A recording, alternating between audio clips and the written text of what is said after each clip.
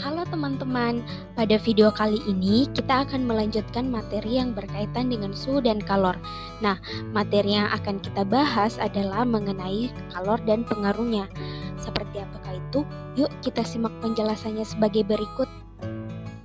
Teman-teman, apa sih yang dimaksud dengan kalor? Jadi, kalor atau panas merupakan salah satu bentuk energi. Kalor sebagai energi yang berpindah dari suhu tinggi ke suhu rendah ketika kedua benda bersentuhan. Nah, teman-teman, kalor itu sendiri dapat menyebabkan beberapa perubahan pada benda. Di antaranya adalah perubahan suhu, perubahan wujud, dan perubahan ukuran atau biasa disebut dengan pemuaian. Mari kita bahas mengenai perubahan suhu. Kalor yang diperlukan untuk mengubah suhu suatu benda dirumuskan dengan Q sama dengan M dikali C dikali delta T. Yang dimana Q itu merupakan kalor, M merupakan massa benda, C merupakan kalor jenis, dan delta T merupakan perubahan suhu, yaitu suhu tinggi dikurangi dengan suhu yang rendah. Perlu teman-teman ketahui ya, bahwa 1 kalori itu sama dengan 4,2 joule. Kemudian untuk kalor jenis air itu adalah 4200 joule per kilogram derajat Celcius atau 1 kalori per gram derajat Celcius. Nah, selain dapat merubah suhu, kalor juga dapat merubah wujud benda. Kalor yang dapat menyebabkan perubahan wujud zat antara lain teman-teman bisa lihat pada bagian berikut ini, di mana ketika gas menjadi padat itu disebut dengan mengkristal. Sebaliknya, ketika padat menjadi gas itu disebut dengan menyublim. Nah, ketika padat menjadi cair itu disebut dengan mencair. Sebaliknya, ketika cair menjadi padat disebut dengan membeku. Ketika gas menjadi cair disebut mengembun, dan sebaliknya, ketika cair menjadi gas disebut dengan menguap. Pertanyaannya adalah, apakah jika terjadi perubahan wujud, rumusnya tetap sama dengan M dikali C dikali delta T? Nah, teman-teman, jika kalor menyebabkan perubahan wujud pada benda, rumusnya tidak sama dengan M dikali C dikali delta T ya. Jika terjadi melebur atau mencair, kalornya dapat kita cari dengan persamaan Q sama dengan M dikali L, di mana L merupakan kalor lebur. Sedangkan ketika menguap, itu rumusnya adalah Q sama dengan M dikali U, di mana U merupakan kalor uap. Nah, teman-teman, berikut ini merupakan grafik perubahan suhu dan wujud pada benda. Pada grafik ini dibagi menjadi beberapa titik, yaitu titik A, B, C, D, E, dan F. Kita anggap grafik ini merupakan perubahan suhu dan wujud pada air. Nah, ketika berada di titik A, itu air masih menjadi es. Dari titik A ke titik B, itu es mengalami perubahan suhu, sehingga persamaan yang berlaku dari titik A ke titik B yaitu Qs sama dengan Ms dikali Cs dikali delta T. Kemudian kita tinjau lagi nih dari titik B ke titik C, di mana air dari titik B ke titik C itu sudah melebur menjadi air. Jadi di sini air itu mengalami perubahan wujud, sehingga persamaan yang berlaku yaitu QL sama dengan M dikali L. Kemudian kita tinjau lagi nih dari titik C ke titik D, di mana dari titik C ke titik D air mengalami perubahan suhu atau kenaikan suhu, sehingga persamaan yang berlaku dari titik C ke titik D yaitu Q air sama dengan M air dikali C air dikali delta T. Selanjutnya kita tinjau dari titik D ke E. Nah, dari titik D ke E ini yang tadinya air itu berubah wujud menjadi uap, sehingga berlaku persamaan QU sama dengan M dikali U. Kemudian setelah terjadi penguapan dari titik E ke titik F itu terjadi perubahan perubahan suhu. Jadi, Q uap sama dengan M uap dikali C uap dikali delta T. Perlu teman-teman tahu ya, bahwa ketika terjadi perubahan suhu, maka tidak terjadi perubahan wujud. Dan begitupun sebaliknya, saat terjadi perubahan wujud, di situ juga tidak terjadi perubahan suhu. Nah, untuk lebih jelasnya, mari kita lihat contoh soal berikut ini.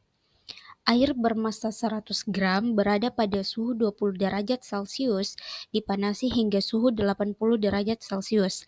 Jika kalor jenis air adalah 1 kalori per gram derajat Celcius, tentukan jumlah kalor yang diperlukan serta nyatakan dalam satuan kalori dan juga dalam satuan joule.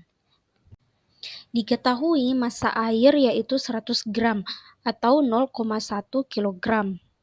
Kemudian kalor jenis air itu 1 kalori per gram derajat Celcius atau sama dengan 4.200 joule per kilogram derajat Celcius. Lalu delta T-nya yaitu 60 derajat Celcius, di mana 80 derajat Celcius dikurangi dengan 20 derajat Celcius. Ditanyakan jumlah kalor yang diperlukan, serta nyatakan dalam satuan kalori dan juga dalam satuan joule. Jadi, di sini yang diminta jumlah kalor dalam satuan kalori dan juga dalam satuan joule. Di mana jika kita ingin mencari dalam satuan kalori, itu kita menggunakan satuan gram. Sedangkan jika kita ingin mencari dalam satuan joule, itu menggunakan satuan kilogram. Nah, jadi yang kita tentukan pertama itu jumlah kalor yang diperlukan dalam satuan kalori. Jadi, Q sama dengan M dikali C dikali delta T. Kemudian kita masukkan nilainya masing-masing, di mana M itu 100 gram, C 1 kalori per gram derajat Celcius, dan delta T-nya itu 60. Sehingga Q sama dengan 6000 kalori. Setelah itu kita cari lagi nih dalam satuan joule. Jadi kita masukkan Q sama dengan M dikali C dikali delta T, di mana M itu 0,1 kg dikali dengan 4.200 Joule per kilogram derajat Celcius dikali dengan delta T-nya 60. Sehingga Q sama dengan 25.200 Joule. Jadi jumlah kalori yang diperlukan dalam satuan kalori itu sebesar 6.000 kalori. Sedangkan dalam satuan Joule itu sebesar 25.200 Joule. Soalnya sangat mudah kan? Nah, selanjutnya kita akan membahas soal yang lainnya ya.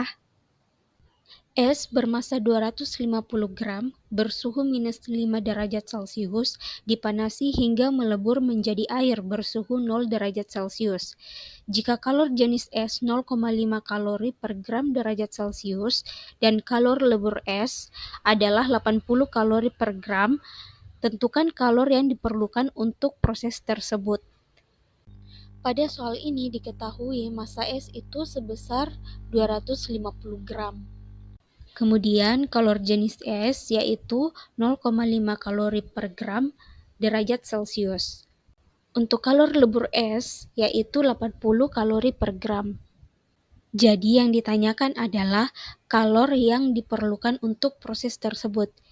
Maksudnya adalah berapa besar atau berapa banyak kalor yang diperlukan mulai dari es hingga melebur menjadi air.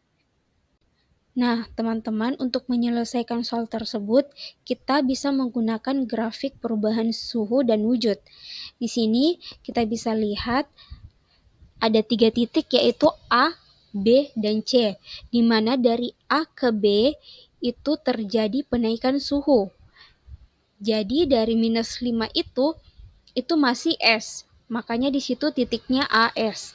Sampai di titik 0 derajat itu BS, masih dalam bentuk es. Jadi di sini hanya terjadi perubahan suhu. Nah, perubahannya itu bisa kita tandai dengan Q1. Sedangkan dari titik B ke C itu es sudah melebur menjadi air. Berarti terjadi perubahan wujud. Jadi di situ titiknya BS melebur hingga ke C air. Di situ kita tandai dengan Q2. Jadi untuk menentukan berapa banyak kalori yang diperlukan dari es menjadi cair, itu kita harus mencari berapa besar kalor dari Q1 dan berapa besar dari kalor dari Q2. Yang pertama kita akan mencari Q1 dulu. Nah, karena Q1 itu terjadi perubahan suhu, maka rumusnya adalah Q1 sama dengan M dikali CS dikali delta T. Lalu kita masukkan masing-masing nilainya. M 250, CS itu 0,5, kemudian delta T-nya itu 0 dikurang minus 5. Seperti yang diketahui, delta T itu adalah suhu tinggi dikurang dengan suhu rendah. Sehingga Q1 sama dengan 125 kali 5. Q1 sama dengan 625. Jadi besar kalori dari titik A ke B itu 625 kalori. Sekarang kita akan mencari Q2-nya. Karena yang terjadi di Q2 yaitu perubahan wujud, maka digunakan rumus Q2 sama dengan M dikali L. Kemudian kita masukkan masing-masing nilainya, di mana M itu 250 dikali L itu 80. Jadi Q2 sama dengan 20.000 kalori. Nah, untuk menentukan kalori yang diperlukan untuk proses tersebut, kita tinggal menjumlahkan Q1 dan Q2. Sehingga Q total sama dengan Q1 ditambah Q2. Kemudian kita masukkan masing-masing nilainya. Q1 itu 625 kalori ditambah dengan Q2 itu 20.000 kalori. Sehingga Q total sama dengan 20.625 kalori. Jadi, kalor yang diperlukan dari proses es menjadi air yaitu 20.625 kalori. Nah, sangat mudah bukan? Jadi itulah tadi pembahasan mengenai kalor. Mudah-mudahan teman-teman mengerti ya. Sampai jumpa di video selanjutnya.